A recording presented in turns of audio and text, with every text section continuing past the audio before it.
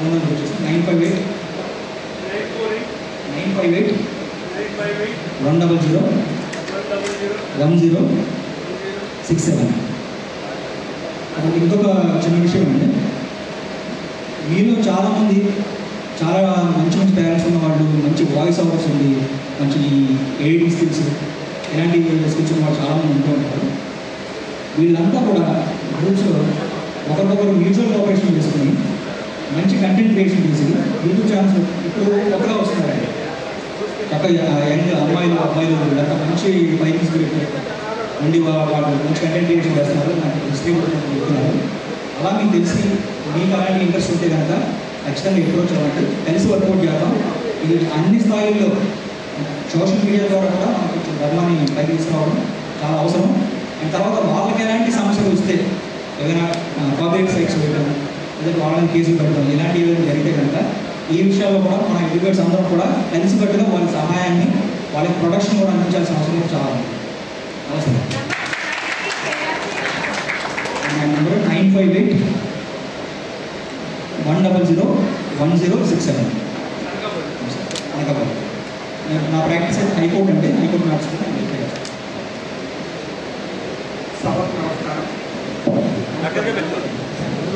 సభకు నమస్కారం. నేను పుల్లూరి ప్రవీణ్ కుమార్, తెలంగాణ నుంచి వరంగల్ జిల్లా నుంచి వచ్చానండి. గురుగారి వీడియోస్ చూసి చాలా ఇంప్రెస్ అయ్యి గత 7-8 సంవత్సరాల నుంచి గురుగారి యొక్క వీడియోలు చూడడం, వారికి అట్రాక్ట్ అవ్వడం చేయడం జరిగింది. ఆ విధంగానే నేను జిల్లా పరంగా కూడా నేను న్యాయవాద పరిషత్లో జనరల్ సెక్రటరీగా ఉంటూ దేవాలయాల పరిరక్షణ కోసమని, ధర్మం కోసం పరిరక్షణ కోసమని మా వంతు మా సాయం మేము చేస్తూ ఉన్నాము. వరంగల్ జిల్లాలో ఉన్న అన్ని పోలీస్ స్టేషన్లలో గోహత్య నిషేధం చేయాలి అని చెప్పేసి అన్ని పోలీస్ స్టేషన్లలో రిప్రజెంటేషన్ ఇస్తూ గోవధ నిషేధం యాక్ట్ ఉన్నది, ఆ యాక్ట్ని ప్రజల్లోకి తీసుకెళ్లాలనే మా సదుద్దేశంతో గోవధను నిషేధించాలి అని చెప్పేసి ఆ యొక్క యాక్ట్ని ప్రజల్లోకి తీసుకుపోయి అందరికీ పరిచయం చేయడము, గోవధ నిషేధం చేయాలి అనేది మేము చేస్తున్నాము కార్యక్రమము. మరియు ఇప్పుడు కృష్ణ గారు చెప్పారు, మనకు అర్చక స్వాములకు చాలా కష్టాలు ఉన్నాయి, ఆ విధంగా చేయడం ఏ విధంగా సమంజసం అన్నట్టు అన్నారు. కానీ మన దేవాలయాలకు జమీందారులు, రాజులు గుడి మాన్యాల కింద ఎన్నో ఆస్తులు కూడబెట్టి పెట్టారు. దాన్ని ప్రభుత్వం లాగేసుకునేసి అన్యమతస్తులు గొర్రెలకు ఇస్తూ ఉన్నది. తర్వాత భక్తులు భూములు తీసుకుంటున్నారు. వాటిని మనము టెంపుల్ యొక్క ల్యాండ్స్ని, గుడి మాన్యాన్ని పరిరక్షించేది మనకంటే ఆ ధనికులు ఎవరు ఉండరు, మనమే వేరే వాళ్ళకు ఇచ్చే స్థాయిలో ఉంటాము. ఆ విధంగానే మేము కృషి చేస్తున్నాము. మా వంతు సహాయ సహకారాలు ఎప్పటికీ అందిస్తూనే ఉంటాము. టెంపుల్ ల్యాండ్స్ని పరిరక్షించే కార్యక్రమాన్ని మనము అభయ హిందూ సేవల నుంచి మొదలు పెట్టేది ఉంటే చాలా బాగుంటుంది. మనకు ఎవరితోటి ఆశించడం కాదు, మనమే వేరే వాళ్ళకు సహాయం చేసిన విధంగా అవుతాము అని నా ఉద్దేశం. నేను పుల్లూరు ప్రవీణ్ కుమార్, వరంగల్ అడ్వకేట్. 988 54 21 007. 988 54 21 007. 21 మరి పుల్లూరి ప్రవీణ్ కుమార్. మరియు నేను ధర్మధ్వజానికి అట్రాక్ట్ అయ్యి మన దగ్గర వచ్చారు వాళ్ళు. ఆ ధర్మధ్వజం గారి చేసిన రీసెర్చ్ బాబతి మా అడ్వకేట్స్ గ్రూప్లలో 10 గ్రూప్స్లలో పెడితే నన్ను 10 గ్రూప్స్లలో రిమూవ్ చేశారు. చేస్తే అయినా కానీ పట్టుదలతో కట్టర్ హిందూ అని అనిపించుకుంటూ నేను ఒక 10 గ్రూపులు క్రియేట్ చేసి అవన్నీ ఫార్వర్డ్ చేస్తూ ఉన్నాను. ఆ విధంగానే మనం చేయాలని నా కోరిక.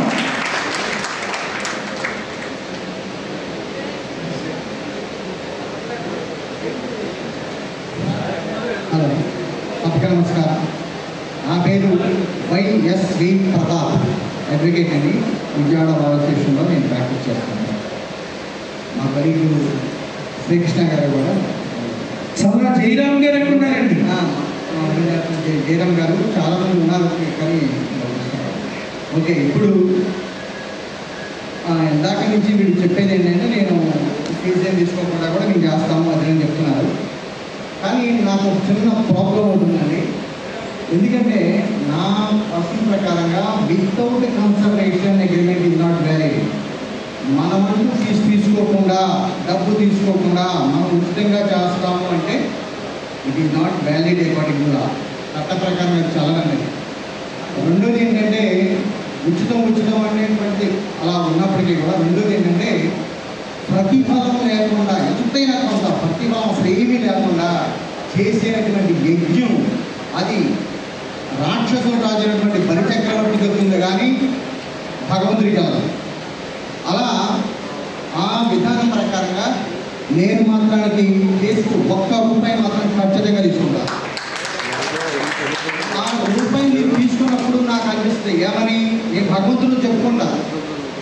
ఏమని చెప్పాడంటే నాకు వాళ్ళు కష్టపడి నా ఫీజు నాకు చెల్లించారు కాబట్టి నేను వాళ్ళకి తీసి సక్సెస్ చేయగలిగేటువంటి శక్తి నువ్వు నాకు ప్రసాదించు అనేటువంటి భావంతో నేను చేస్తాను. ఎందుకంటే చిన్నప్పుడు ఏదో నేను కడుపులో ఉన్నప్పుడు మా అమ్మగారికి ఏదో చాలా మంది అమ్మ నీకు మొక్కలు కొట్టాడు మనగా వాళ్ళు నా పేరు పెట్టుకుని చెప్పారు కదా.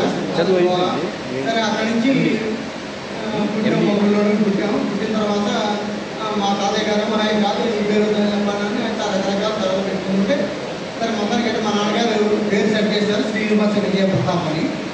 అందరు లాస్ట్లో ప్రతాపం చూస్తారు. అసలు పుట్టి పేరు మాత్రం శ్రీనివాస విజయ ప్రతాప్. అదేంటంటే నేను ₹1 తీసుకోకుండా చేస్తే ముందు బాడీ సక్సెస్ కాదు. చాలాసార్లు ఇది టచ్ చేశాను. అది నా ప్రాబ్లం. దానికి కారణం ఏంటంటే మా కొండపల్లిలో లాయర్ గారు వాళ్ళ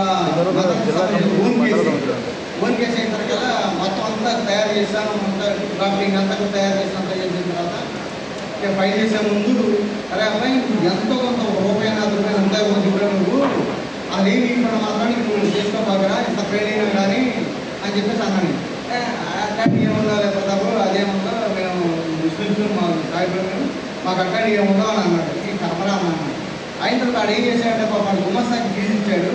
అది ఫైల్ చేయవలసిన జిల్లా కోర్టులో వీడేంటంటే మున్సిపల్ కోర్టులో అకౌంట్ కోర్టు ఫీజు కట్టేసేసి దాన్ని తీసుకొచ్చి అందుకు చేసేసి ఫైల్ చేశాడు.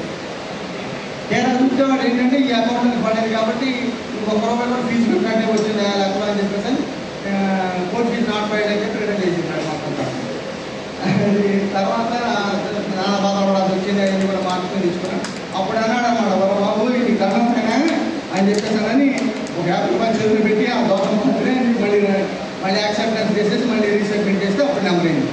అందుకని ఇలాంటి ప్రాబ్లం నాకు ఉంది కాబట్టి ఎవరైనా సరే హిందూ ధర్మాన్ని పరిరక్షణ కోసం వాళ్ళ వ్యక్తిగత స్వార్థం కోసం కాకుండా సమాజ శ్రేయస్సు కోసం వచ్చినప్పుడు మాత్రానికి నేను నా వ్యక్తిగత నాకు కూడా వాస్తవం ఏ బాధ్యతలు ఏం లేవు. మా మిస్సెస్ గవర్నమెంట్ ఎంప్లాయీ ఆమె ఒకరిని ఖర్చు పెట్టక్కర్లేదు. మా అమ్మాయి కూడా పెళ్ళి అయిపోయింది. నాకు ఒక 5 మనవరాలు ఉన్నారు. ఆమె కూడా ఫీజు ఆల్సో ఎర్నింగ్. కాబట్టి నేను ఒక్కడే నా పొట్ట కోసం నేనేం లేదు. నాకు ఏ వ్యసనాలు లేవు. 3 పూట ఆనందం తప్ప వేరే ప్రత్యేకమైనటువంటి బ్యాడ్ హ్యాబిట్స్ లేవు. కాబట్టి నాకు డబ్బు గురించి అంత ఆశపడాల్సిన అవసరం లేదు. కానీ నేను మాత్రం ₹1 తీసుకొని మాత్రమే కాస్త నా గురించి నా ప్రాబ్లం అంటే నన్ను అర్థం చేసుకొని నా కోఆపరేట్ చేయాల్సిందిగా నేను కోరుతాను. ఫోన్ నెంబర్ ఉన్నారు 924641219 by SV Pratap. Thank you.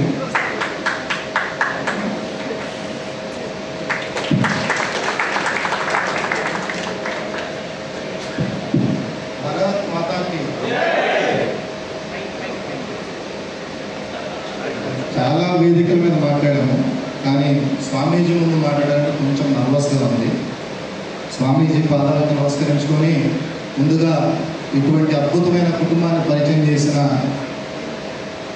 మా సీనియర్ న్యాయవాది కృష్ణ గారికి ధన్యవాదాలు తెలియజేసుకుంటూ, అనేక మంది అడ్వకేట్స్ ఉన్నారు సీనియర్స్. నాకంత సీనియారిటీ లేదు.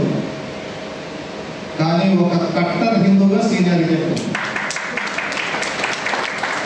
గత 9 ఏళ్ళుగా నేను న్యాయవాద వృత్తిలోనే ఉన్నాను. ఈ 9 ఏళ్లలో నేను రాష్ట్రీయ స్వయం సేవక సంఘ అనుబంధ సంస్థ అయిన సమరసత సేవా ఫౌండేషన్లో రాష్ట్రంలో 4 మూలల నాకు అవకాశం కల్పించారు.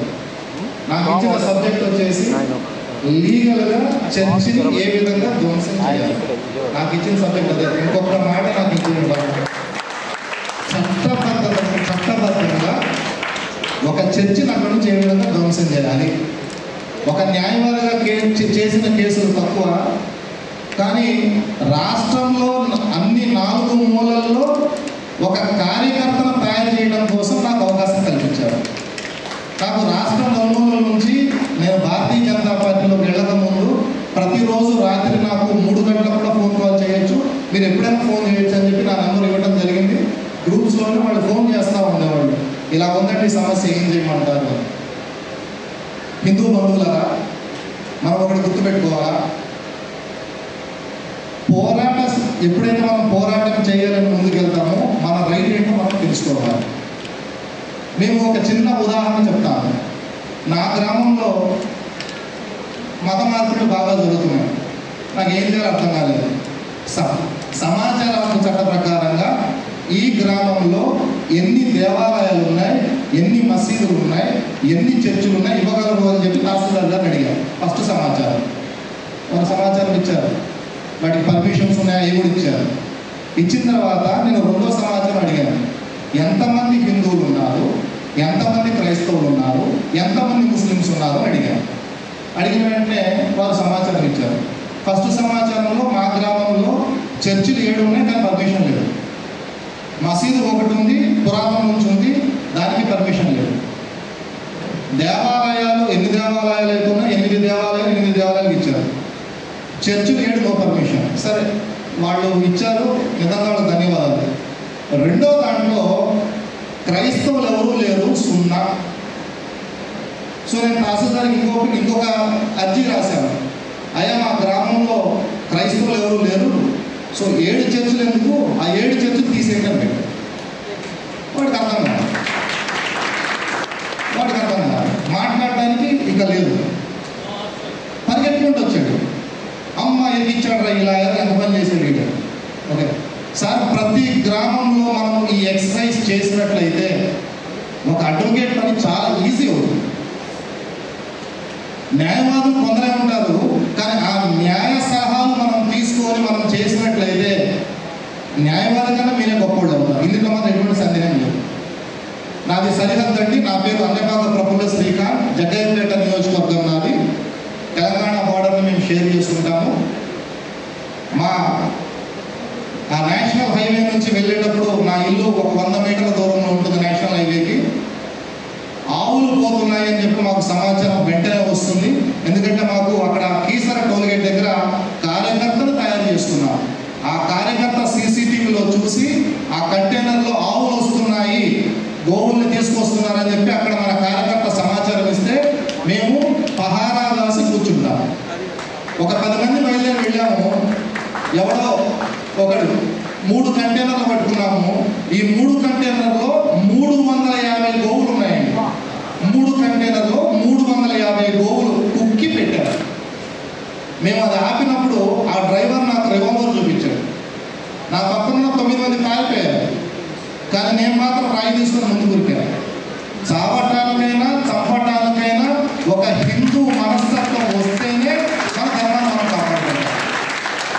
భయపడిపోయామనుకోండి వెనక్కి వెళ్ళిపోతాం.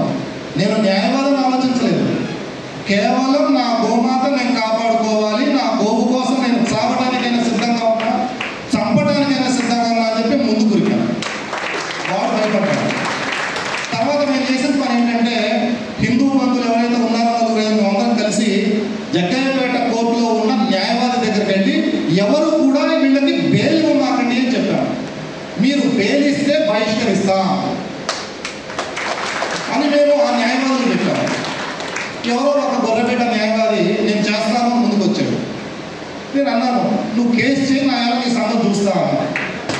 నేను చేయి నీ సంగతి చూస్తా, నా కొడక ఊళ్ళో కూడా జరిగింది అని చెప్పాను. ఓకే, వాడు ఆలోచించాడు, వీడు నేను చెప్పాను, ఎవరైతే ఇతను కేసు ఒప్పుకుంటాడో, ఎవరైతే ప్రతివాదులు ఉంటారో వాళ్ళకి నేను ఫ్రీగా కేసు చేస్తాను, నువ్వు ఓడిపోతావు. ఎందుకంటే పెద్ద పెద్ద ఇన్స్టిట్యూషన్స్లో కొద్ది గొప్ప చదువుకొని న్యాయశాస్త్రాన్ని కొంచెం మేము బాగా జ్ఞానం సంపాదించాము. మా ఆఫీస్ వచ్చేసి హైదరాబాద్లో హెడ్ ఆఫీస్ ఉందండి. మాకు ఆంధ్రప్రదేశ్లో బ్రాంచెస్ అన్ని చూస్తాం. మేము ఓన్లీ కార్పొరేట్ క్లయింట్స్ మాత్రమే డీల్ చేస్తాం, పెద్ద అడ్వకేట్స్. మరి ఫ్రీ టైంలో నేను ఏం చేయాలండి? ఫ్రీ టైంలో నా ధర్మాన్ని కాపాడుకోవడం కోసం నేను ఏ విషయాన్ని కూడా లైట్గా తీసుకోను. వచ్చిందనుకోండి ఇమీడియట్గా రియాక్ట్ అవుతాను. జగ్గయ్యపేట నియోజకవర్గంలో ఒక వ్యక్తి వచ్చేసి, ఏమండి మేము ప్రార్థన చేస్తుండగా ఏపీ శ్రీకాంత్ అనే వ్యక్తి వచ్చి మాకు అడ్డంకిగా ఉన్నాడు కాబట్టి ఇతర పైన సెక్షన్ 3 కేసు పెట్టండి అని చెప్పి నా మీద డిఎస్పీ కంప్లైంట్ చేశారు. డిఎస్పీ గారు పిలిపించి శ్రీకాంత్ గారు మీ పైన సెక్షన్ 3 కేసు పెడతామండి అని అన్నారు.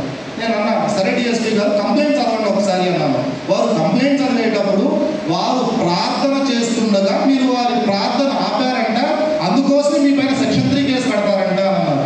నేను ఇది ఎక్కడ పోవాలండి బాబు, వాడు ప్రార్థన చేసుకున్నవాడు ఎస్సీ ఎలా అవుతాడు అని చెప్పి ప్రశ్నించాను. ప్రార్థన చేసుకునేవాడు ఎస్సీ కాదు. మీ అందరికీ తెలియని విషయం కూడా చెప్తున్నానండి, ఆ డిఎస్పీ కూడా తెలియదు, నేను కూడా దళితుడిని, ఆ విషయం వాడికి తెలియదు. ఏమనుకున్నాడంటే వీడు హిందుత్వం ముందుకెళ్తున్నాడు కాబట్టి వీడు అందరితో కూడా ఉంటాడు, సో కాబట్టి డిఫాల్ట్ వీడి సెక్షన్ 3 కేసు కట్టేయచ్చు మనం. సో నేను చెప్పాను, ఏ విధంగా సెక్షన్ 3 కేసు కడతామన్నా, నీకు చట్టం తెలిస్తే SC ST కేసు సెక్షన్ 3 అంటే SC ST atrocities, section 3 of SC ST atrocities case. అయితే హిందూ బంధువులారా, ఒక ఎస్సీ సర్టిఫికెట్ ఇవ్వాలంటే ప్రొసీజర్ నేను మీకు చెప్తాను. నేను ఒక ఎస్సీగా సర్టిఫికెట్ అప్లై చేసుకోవాలి అని అంటే తహసీల్దార్ కార్యాలయానికి మనం అర్జీ పెట్టుకుంటాం. అర్జీ పెట్టుకున్న వెంటనే దాన్ని ఆర్ఐ గారికి రిఫర్ చేసి, ఆర్ఐ గారి ద్వారా విలేజ్ విఆర్ఓ ఉంటాడు, అతనికి రిఫర్ చేస్తారు. అతను రిఫర్ చేసిన తర్వాత ఆ పర్టికులర్ ఇంటికి ఎవరైతే అప్లై చేసుకున్నారో, ఎస్సీ సర్టిఫికేట్ అప్లై చేసుకున్నారో అతను పేరు ఏంటి అని చూస్తారు. ఫస్ట్ జీడీ నెల్లూరులో ఎవరో థామస్ అంట, ఆయన ఎమ్మెల్యే. మరి ఎమ్మెల్యే ఎక్కడ ఎస్సీ సర్టిఫికేట్ నాకైతే అర్థం కాదు. జీడీ నెల్లూరులో థామస్, అతని పేరు ఏదో నేను విన్నాను, హీఈస్ అన్ ఎమ్మెల్యే. అది ఎస్సీ రిజర్వ్డ్ కాన్స్టిట్యున్సీ. సరే, వాళ్ళు ఎలా చేసుకున్నారో మనకు అనవసరం. ఇతను పేరేంటి అని చూస్తాం. ఆ పేరు అయిపోయిన తర్వాత ఇంట్లోకి వస్తారండి, విఆర్ఓ ఇంట్లోకి వస్తాడు. ఇంట్లోకి వచ్చి దేవీ దేవత విగ్రహాలు చూస్తారు. దేవీ దేవత విగ్రహాలు ఫోటోలు ఉన్నాయా లేదా అని చూస్తారు. ఫోటోలు ఉన్నాయనుకోండి, ఇమీడియట్గా వారు ఏం చేస్తారంటే టిక్, వాళ్ళ క్వశ్చనర్ ఉంటుంది, టిక్, ఇదొకటి ఉంది రైట్. ఇవి అయిపోయిన తర్వాత పక్కన ఒక 5గురితోటి సంతకాలు తీసుకుంటారండి. ఏమైనా సంతకాలు తీసుకుంటారు? ఇతను నిజమైన హిందువేనా, బైబిల్ పట్టుకొని చర్చికి వెళ్తున్నాడా, ఇవన్నీ నిర్ధారణ చేసుకుంటారండి. నిర్ధారణ చేసుకొని వాళ్ళ దగ్గర నుంచి మనము ఇన్ఫర్మేషన్ తీసుకున్న తర్వాత మాత్రమే ఎస్సీ సర్టిఫికేట్ ఇస్తారు.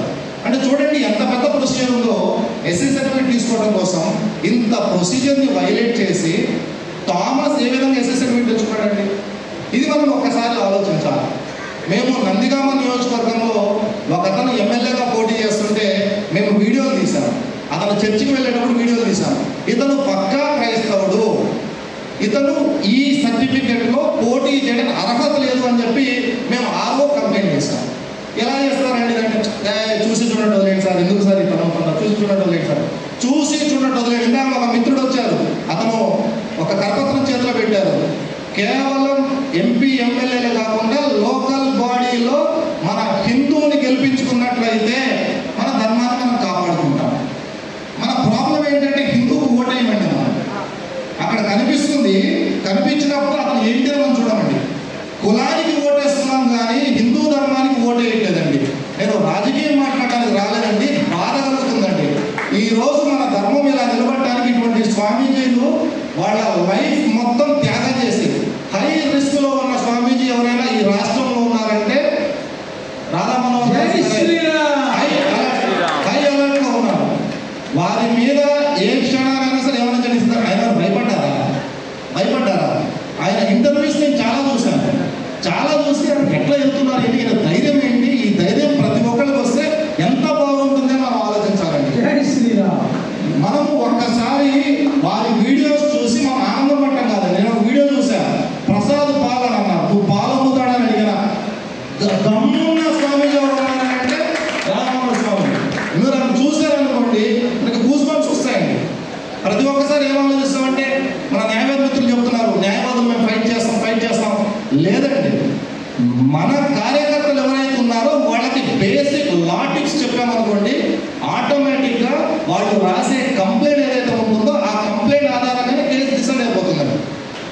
కేసు ఆధారంగా డిసైడ్ అయిపోతుంది.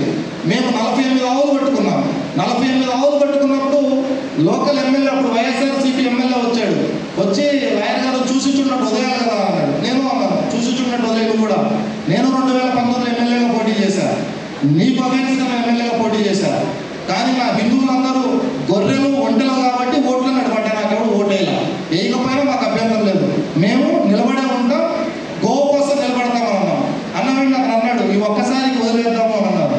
వదిలేయడానికి వీల్లేదండి, ఆవుని పొరపాటున మేము వదలము. 48 ఆవులను మేము కాపాడితే మాకు తెలియకోకుండా మళ్ళీ ఆ 48 ఆవులు పంపించేశారు. ఒకసారి లారీ బోల్తా పడింది. లారీ బోల్తా పడినప్పుడు 52 ఆవులు. ఈ 52 గోవులకు మేము ఏం చేసామంటే ఎస్ఐ వచ్చి అన్నాడు, సార్ మమ్మల్ని ఏం చేయమంటారు సార్ అన్నారు. పొయ్యిని రాసుకున్నాను. పొయ్యిని రాసుకుని ప్రతి ఒక్క హిందూ బంధుకు ఆవులు పనిచేసాము. మీరే ఒక మాట్లాడడానికి మేము చేసేది చేసుకుంటూ పోతాం, చట్టబద్ధతగా చేసుకొని పోతాం. ధర్మాన్ని కాపాడటమే కాదు, ధర్మ అనుగుణంగా మనం నిలబడి ఉంటాం. అది కేవలం మన హిందూ బంధువే అవుతాడు. చట్టపరంగా మీరు కొన్ని అంశాలు తెలుసుకోండి. మన వాళ్ళు చాలా మంది చెప్తా ఉంటారు అనమాట, లీగల్గా ఇది ఉండదండి, కాన్స్టిట్యూషన్ 25 ప్రకారంగా వాళ్ళకి సర్వ హక్కులు ఉన్నాయండి. సార్ నేను చెప్తున్నా సార్, కాన్స్టిట్యూషన్లో ఏది కూడా పూర్తి హక్కు ఉండదండి. సెకండ్ క్లాస్ ఉంటుందండి. నేను విజయవాడ నుంచి జగ్గేపేట బస్సులో ప్రయాణం చేస్తున్నప్పుడు ఒక ఒంటె వెనక కూర్చొని అరబ్ చంపిన ఇస్లాంకు సంబంధించి తెలుగులో వ్యాఖ్యానిస్తున్నారు.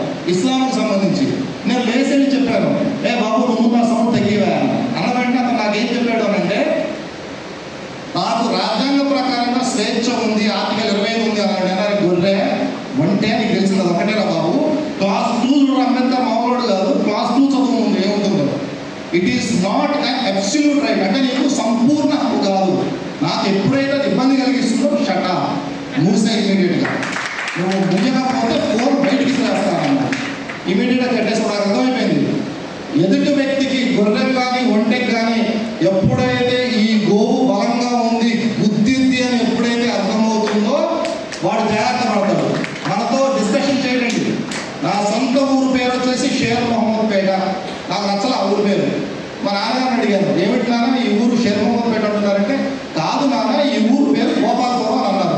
తప్పే ఉందండి, నా ఊరు పేరు గోపాలపురం, నాకు ఇన్ఫర్మేషన్ కావాలా, ఏ విధంగా లాగుతున్నాను, నాకు ఒక రీజన్ చెప్పండి, ఎక్కడ దొరుకుతుంది నాకు ఇన్ఫర్మేషన్ అంటే మా నాన్నగారు చెప్పారు, అక్కడ బ్రిటిషర్ సమాధి ఉంటుంది, ఆ బ్రిటిషర్ సమాధి పైన గోపాలపురం అని రాసి ఉంటుంది అన్నారు. నేను వెళ్ళి నా గ్రామంలో ఉన్న హిందూ బంధువులందరూ చెప్పాను, ఊరు పేరు గోపాలపురంలా, ఈ ఊరిలో ఇంతమంది యాదవులు ఉన్నారు, ఊరి పేరు ఎందుకు మార్చారు మీరు అని చెప్పి యాదవ సోదరుల్ని అడిగితే వాళ్ళందరూ వచ్చి అక్కడ సమాధి చూసి దాని మీద గోపాలపురం ఉంది కదా, ఊరు పేరు మార్చాలి అని ఎప్పుడైతే బయటికి తీసుకొచ్చారో మీరు నమ్మరు, రాత్రి ఆ ఊర్లో ఉన్న కమ్యూనిస్టు సమాధులు మొత్తం తొలగించేశారు. సో మన చరిత్రని మనం చెడిపేస్తుంటే మన చేతులతోనే చెడిపేస్తున్నాం. అది తీసింది ఎవరండి? కమ్యూనిస్టులో ఉన్న యాదవ సోదరులే తీశారు. మరొక చిన్న సంఘటన ఏం చెప్తున్నారంటే, ఒక గొర్రె ఇంకో గొర్రెను ఎత్తుకుంది కాబట్టి అతను కూడా ఒక యాదవుడే, సో మనం అందరం యాదవులందరూ కూడా గొర్రె పెట్టమని చెప్పారండి. ఆ ఊర్లో చెప్పారండి. చెప్తే నా దగ్గరకు వచ్చి ప్రతిసారి అయ్యప్ప స్వామి మాలేసుకొని ప్రతిసారి గొడవ పడుతున్నారండి. గొడవ పడుతుంటే మాది పక్క సరిహద్దు తెలంగాణ అండి. తెలంగాణ నుంచి కొందరు మిషనరీస్ వచ్చారండి. వచ్చినప్పుడు నేను చెప్పాను, మా పాస్టర్ కొట్టగట్టడానికి వచ్చేవారు నువ్వు ఈ ఊరు, మా ఊర్లో పాస్టర్లు ఉన్నారు కదా, ఎందుకు మా పాస్టర్ కొట్టుకొని వచ్చంటే ఆ ఊర్లో పాస్టరు అమ్మో ఇతను హిందూ నా కోసం మాట్లాడుతున్నాడు అని చెప్పి అతను యాక్టివేట్ అయ్యాడు. యాక్టివ్ అయ్యి అతనే ఆ మిషనరీ మొత్తం తరివేసాడండి. మా ఊర్లో రామాకంటే ఆయనే తరివేశాడు. పాస్టర్లకి ఫిట్టింగ్ పెట్టేసాం మనం, వాళ్ళు కొట్టుకున్నారు. లోకల్ సమస్య సాల్వ్ చేయడం ఈజీ అండి, బయట నుంచి సమస్య వచ్చినా ఆడో తెలియదు మనకి. ఓకే, చిన్న లాజిక్ వాడదాం. చిన్న లాజిక్ వాడి ఎక్కడికెక్కడ కట్ చేసి పెట్టామండి. సౌండ్ పొల్యూషన్ అండి. ఈ సౌండ్ పొల్యూషన్లో కూడా మనకి స్పష్టమైన క్లారిటీ ఉందండి. మేము గణేష్ ఉత్సవాలు చేస్తున్నామండి. గణేష్ ఉత్సవాలు చేసేటప్పుడు పర్మిషన్ తీసుకున్నారండి. మేము పర్మిషన్ తీసుకోము, ఇంటిమేషన్ ఇస్తాము. నా పండుగ నేను చేసుకోవడానికి నీకు పర్మిషన్ అక్కర్లేదు నాకు, ఎందుకంటే రాజ్యాంగంలో నాకు నాది నేను చేసుకోవడానికి నాకు సంపూర్ణమైన హక్కు ఉంది, మీరు మాట్లాడడానికి వీల్లేదని చెప్పి డిఎస్పీ ముందు తొడగొట్టి సాగబడతా కరోనా వచ్చిందండి. కరోనా వచ్చినప్పుడు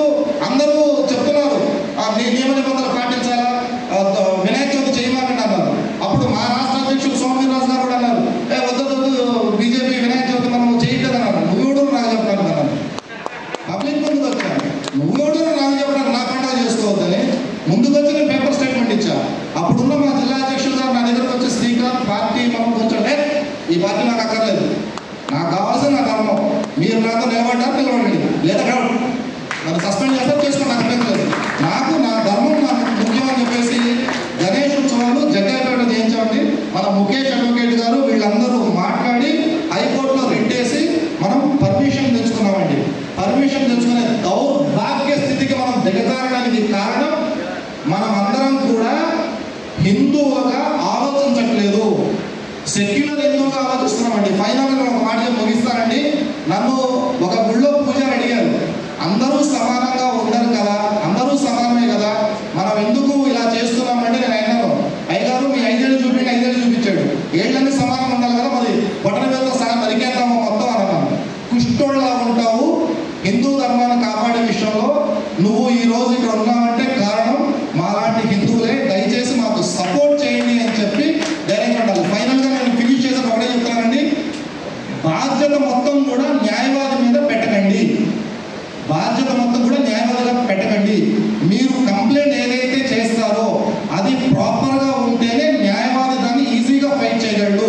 మీరు కంప్లైంట్ రాసి అది వేగ్గా ఉందనుకోండి, మీరు కంప్లైంట్ రాసినప్పుడు వేగ్గా ఉన్నప్పుడు కోర్టులో అది చెల్లదు. పాయింట్ 1. పాయింట్ 2, పోలీస్ స్టేషన్కి వెళ్ళేటప్పుడు రైటర్ రాస్తాడు, రైటర్ రాసి తీసుకొని వెళ్ళకండి. మీకు కంప్లైంట్ కావాలి అంటే మన గ్రూప్స్లో కృష్ణ గారి ద్వారా మీకు మేము డ్రాఫ్ట్లు షేర్ చేస్తాం. సమాచార హక్కు చట్టాన్ని మనం మంచిగా వాడుకుందాం. మనం ఫైట్ చేసే ముందు సమాచార హక్కు చట్టాన్ని మనం వాడుకొని మన గ్రామాల్లో మన పరిధిలో ఎంతమంది క్రైస్తవులు ఉన్నారు, ఎంతమంది చర్చిలు ఉన్నాయి, ఎంతమంది ముస్లిమ్స్ ఉన్నారు, ఈ డేటా మన దగ్గర ఉన్నట్లయితే మన బలం ఏంటి, మనం ఏ విధంగా ఫైట్ చేయొచ్చు అనేది పేపర్ వర్క్ ఇంపార్టెంట్. ఇవన్నీ ఉంటే హైకోర్టులో రిట్ వేయొచ్చండి. హైకోర్టులో రిట్ వేయచ్చు, మనం అద్భుతంగా ఫైట్ చేయొచ్చు. ఫైట్ చేయడానికి నేను సంపూర్ణమైన కంప్లీట్ టైం ఇవ్వడానికి నేను సిద్ధంగా ఉన్నాను. కార్పొరేట్ అడ్వకేట్స్గా మాకు డబ్బులు వచ్చే ఎక్కువ ఉంటాయి, కానీ అందులో రాని తృప్తి నాకు నా ధర్మాన్ని కాపాడుకునే దాంట్లో నాకు ఖచ్చితంగా వస్తుంది. మీ అందరితో సహకరించి స్వామీజీ పాదాలకు నమస్కరించుకొని ఈ ఆర్గనైజేషన్కి నా ముందుగా సేవ చేయడానికి సమయం ఇవ్వడానికి రెడీగా ఉన్నానండి. ఈ అవకాశం ఇచ్చిన పెద్దలందరికీ నమస్కారం. జై శ్రీరామ్.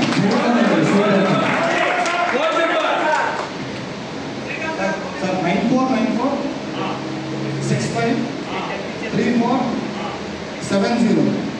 సార్ మీరు మెసేజ్ పెట్టండి, కాల్ చేయండి. లాస్ట్ నేమ్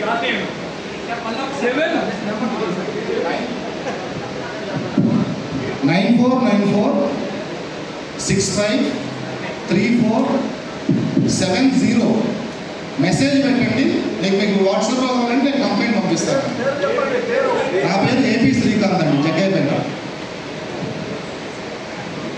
నాయుడు గారండి. అందరికీ నమస్కారం అండి. స్వామీజీ గారికి నమస్కారం, కృష్ణ గారికి నమస్కారం. నా పేరు బిఎస్ఎన్ నాయుడు. ఉమ్మడి హైకోర్టులో 2011 నుంచి 14 వరకు స్పెషల్ ఎఫెక్టివ్గా పనిచేశాను. 2021 నుంచి 23 వరకు Andhra Pradesh school education regulatory and monitoring commission standing కమిషన్లో పనిచేశాను. హిందూ ధర్మ పరిరక్షణ కోసం నా వల్ల ఛాయాచిత్రాలు చేయడానికి ఇప్పుడు సిద్ధంగా ఉన్నాను. ఈ అవకాశం ఇచ్చినందుకు 9848016644. నాయుడు గారు ఒక